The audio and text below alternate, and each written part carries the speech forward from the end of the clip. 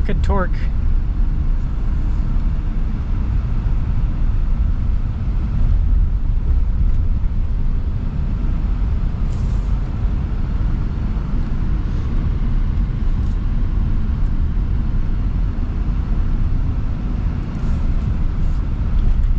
Yeah, this is pretty dang solid.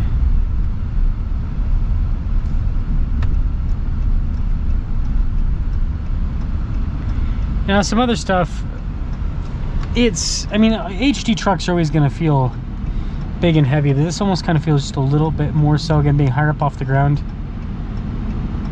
But it also has a tank-like feel, like I just, you know, king of the world.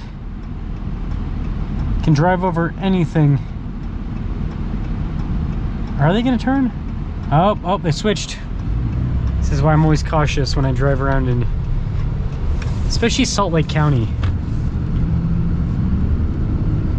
You never know what people are going to do. Torque is so good.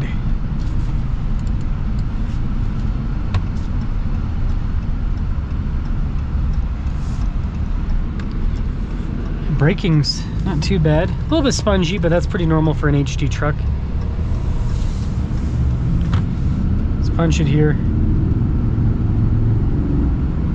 Yeah, the 850 moves it.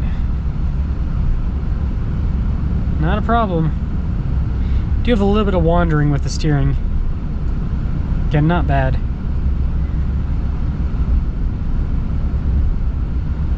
Yeah, I like this drive. This is nice. Yeah, the steering really does wander a bit. Jeez. Gotta really work to keep it in line. So to sum things up, I think this looks great on the outside. These leather seats are really nice. Just nice material. Feels high quality to the touch.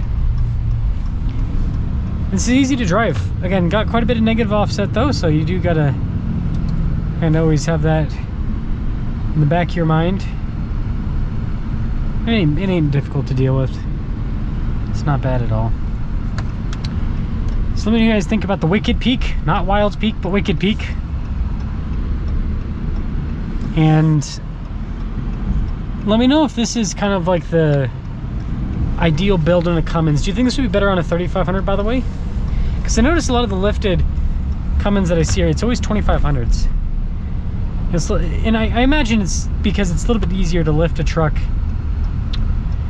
You know, solid axles are always easier to lift than independent suspension, but solid axles and coil suspension, which is what this has, multi-link, you know, that's a little bit easier.